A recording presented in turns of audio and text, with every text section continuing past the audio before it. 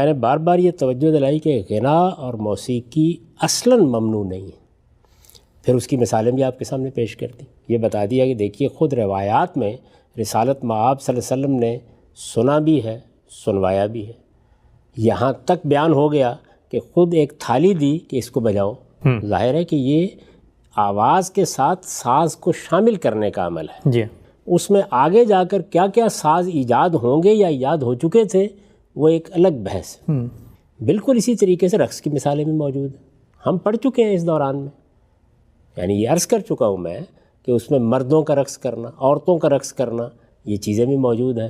دیکھنے کا عمل کیا ہے؟ کیا رقص اپنی ذات میں کوئی ممنوع چیز ہے؟ اپنی ذات میں کوئی ممنوع چیز نہیں. جس طرح تصویر کشی کوئی ممنوع چیز نہیں، جس طرح کی شاعری کوئی ممنوع چیز نہیں. اصل کیا ہے وہ یہ کہ اس کے ساتھ آپ کیا کر رہے ہیں. تو میں نے غنا اور موسیقی پر گفتگو کرتے ہوئے عرض کیا تھا کہ ہمارے زمانے میں اس نے جو صورت اختیار کر لی ہے وہ کسی طرح بھی قابل قبول نہیں ہوتی. یعنی ایسی مجالس منعقد ہوتی ہیں کہ جن میں شرفاء بیٹھ نہیں سکتے یا جن کو سن نہیں سکتے یا جن چیزوں کو دیکھ نہیں سکتے، وہ دوسرے اخلاقی اصولوں پر ممنوع قرار دی جاتی ہیں.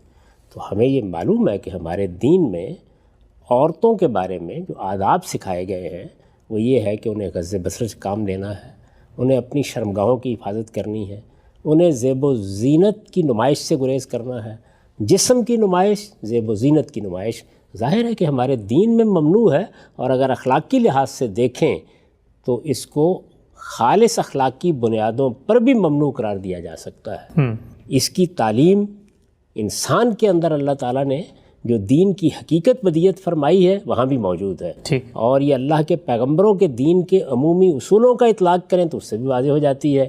اور عورتوں اور مردوں کے اختلاط سے متعلق سورہ نور میں اللہ تعالیٰ نے جو ہدایات دی ہیں ان سے ہی بالکل واضح ہے. تو بس ان چیزوں تک محدود رہا جائے گا اور یہ بتایا جائے گا کہ ان چیزوں کا خیال رکھنا چاہیے.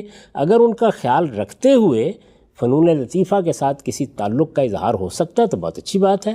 اگر نہیں ہو سکتا تو ظاہر ہے کہ جو بھی یہ کرے گا یہ کہا جائے گا کہ یہاں اس نے اللہ کے دین کی یا اس کی ہدایات کی خلاف ورزی کی. کہ لوگوں کی تربیت کی جائے، انہیں بتایا جائے کہ کیا چیز صحیح ہے کیا چیز غلط ہے، تاکہ اس شعور کے ساتھ وہ خود چیزوں کی تطہیر کے عمل میں شریک ہو جائیں.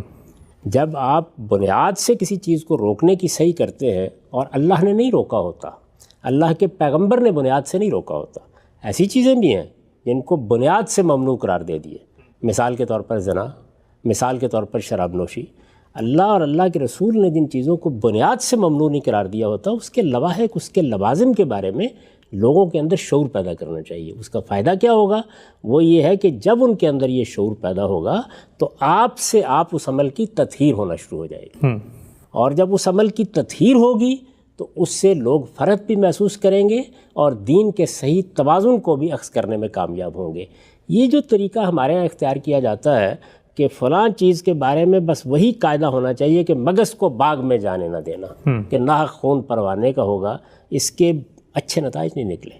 اس کا لازمی نتیجہ یہ نکلا ہے کہ وہ چیزیں کہ جن کے بارے میں لوگوں کے اندر شعور پیدا کرنا تھا وہ ان کے بارے میں بے شعور ہو کر رہ گئے ہیں. اور ایک بڑی قلیل تعداد ہوتی ہے جو لوگ اپنے آپ کو صالحین کے زمرے کے لوگ کہتے ہیں، وہ ان سب چیزوں سے بچ کے بیٹھ جاتے ہیں. آپ اس وقت کا جائزہ لے لیں. آپ نے ایک جملہ بولا ہے کہ 90-95%، تو 90-95% لوگ اس وقت سن رہے ہیں.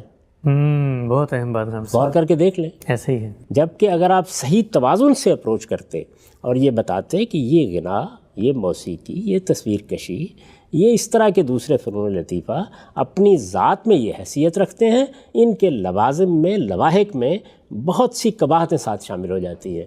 یہ قباحتیں اس وقت کاروبار میں شامل ہیں، یہ قباحتیں اس وقت کھیل میں شامل ہیں، یہ قباحتیں ہماری باہمی مجالس میں شامل ہیں. کیا ان کو بھی اسی طریقے سے روک دیا جائے؟ تو لوگوں میں شعور پیدا کرنا چاہیے کہ کیا چیز دین میں ممنوع ہے اور کیا چیز دینی لحاظ سے اصلاً ممنوع نہیں ہے. اس کے ساتھ اگر کچھ لوازم و لواحق ہیں تو ان کے بارے میں متنبہ رہنا چاہیے. تو میرے نزدیک دین کو بتانے کا یہی صحیح طریقہ ہے کہ لوگوں کو ایجوکیٹ کریں کہ کیا چیز اصل میں کیا حیثیت رکھتی ہے اور اپنے لواحق اور لوازم کے لحاظ سے اس میں کیا چیزیں شامل ہو گئی ہیں. اختلاط مرد و زن کے آداب اللہ تعالیٰ نے الگ بتائے ہیں. موسیقی کے بارے میں، حرمتوں کے بارے میں اور دوسری اس طرح کی چیزوں کے بارے میں اللہ تعالیٰ نے، اللہ کے پیغمبر نے الگ سے تعلیمات دی ہیں.